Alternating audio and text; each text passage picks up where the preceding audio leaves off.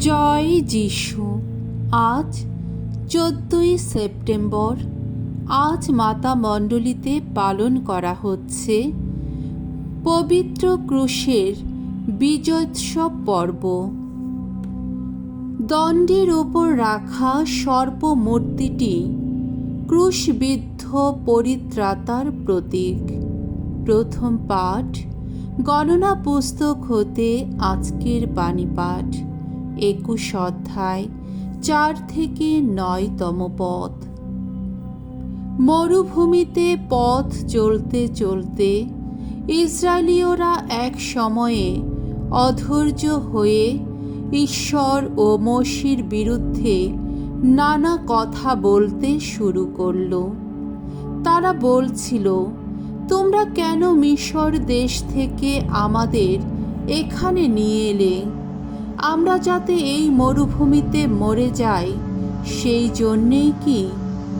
এখানে না আছে রুটি, না আছে জল, আর ওই বাজে খাবার খেয়ে খেয়ে আমাদের তো অরুচি ধরে গেছে। তখন ভগবান লোকদের মধ্যে পাঠিয়ে দিলেন বিষাক্ত সাপের দল। ওইসব সাপের কামড়ে অনেক ইসরায়েলীয় মারা পড়ল। লোকেরা মসির কাছে এসে তখন বলল, ভগবান ও তোমার বিরুদ্ধে কথা বলে পাপ করেছি আমরা। তুমি এখন ভগবানের কাছে আমাদের হয়ে প্রার্থনা করো, যাতে তিনি আমাদের কাছ থেকে ওই সাপগুলোকে সরিয়ে নিয়ে যান। তাই মসি লোকদের হয়ে প্রার্থনা করতে লাগলেন। তখন ভগবান তাকে বললেন, তুমি একটি সাপের মূর্তি তৈরি করো আর একটি পতাকা দণ্ডের মাথায় আটকে তা দাঁড় করিয়ে রাখো। যাদের সাপে কামড়েছে তারা ওই মূর্তিটির দিকে তাকাক, তাহলেই তারা প্রাণে বেঁচে যাবে। তখন মসি ব্রোঞ্জের একটি সাপের মূর্তি তৈরি করলেন এবং একটি পতাকা দণ্ডের মাথায় আটকে তা দাঁড় করিয়ে রাখলেন। কোনো সাপ যখন কাউকে কামড়াতো তখন সে ব্রোঞ্জের ওই সাপের মূর্তিটির দিকে তাকাতো এবং প্রাণে বেঁচে যেত। প্রভুর বাণী। ঈশ্বরকে ধন্যবাদ। শাম সঙ্গীত 78 অধ্যায় 1 থেকে 2 পদ, 34 থেকে 38তম পদ। ধো, প্রভুর শত মহাকীর্তির কথা তোমরা ভুলো না কোনো দিন। হে আমার জাতির জনগণ, আমার এই উপদেশ শোনো একবার। তোমরা আমার কথা কান পেতে শোনো। আজ এক মহাতত্ত্বের কথা বুঝিয়ে বলবো আমি। ব্যক্ত করব ইতিহাসের নানা নিগুড় শিক্ষারই কথা।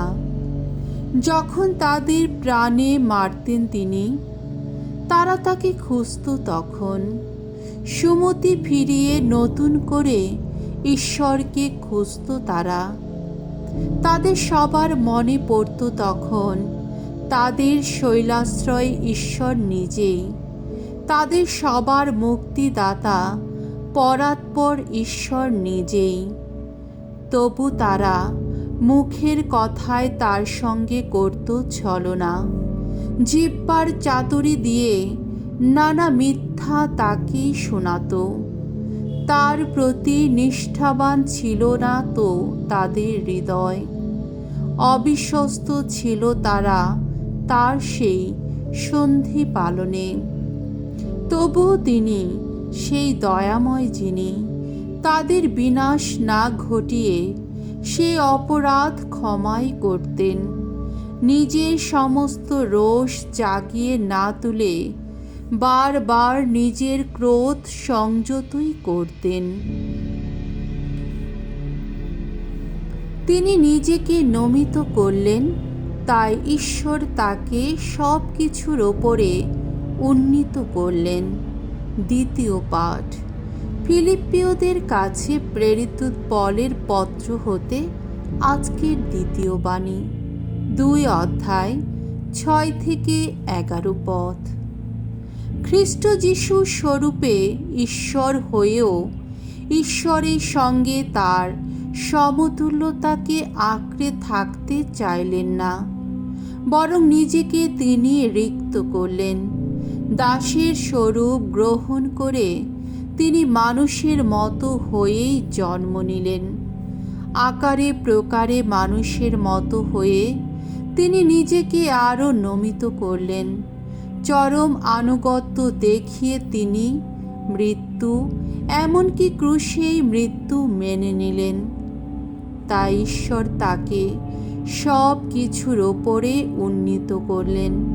তাকে দিলেন সেই নাম, সকল নামের শ্রেষ্ঠ যে নাম, যেন যিশুর নামে আনত হয় প্রতিটি জানু, স্বর্গে, মর্তে ও পাতালে। প্রতিটি জিহ্বা যেন এই সত্য ঘোষণা করে, খ্রিস্ট যিশু স্বয়ং প্রভু, আর এতেই যেন প্রকাশিত হয় পিতা ঈশ্বরের মহিমা। প্রভুর বাণী। ঈশ্বরকে ধন্যবাদ। বাণী বন্দনা।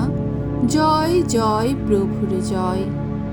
ওগো খ্রিস্ট, ক্রুশ মৃত্যু বরণ করে তুমি জগতের ত্রাণ করেছ। আমরা তোমার পূজা করি। প্রভু, তোমাকে ধন্যবাদ জানাই। জয় জয় প্রভুর জয়। মঙ্গল সমাচার। পরমেশ্বর তার পুত্রকে এই জগতে পাঠিয়েছেন, যাতে তারই আশ্রয়ে জগতের মানুষ পরিত্রাণ লাভ করে। যোহন রচিত মঙ্গল সমাচার, 3 অধ্যায় 13 থেকে 17তম পদ। যিশু নিকোদেমকে বললেন, কেউই স্বর্গে ওঠেনি কখনো, শুধু একজনই আছে, স্বর্গ থেকে যে নেমে এসেছে, স্বর্গেই যার আবাস, সে তো মানব পুত্র।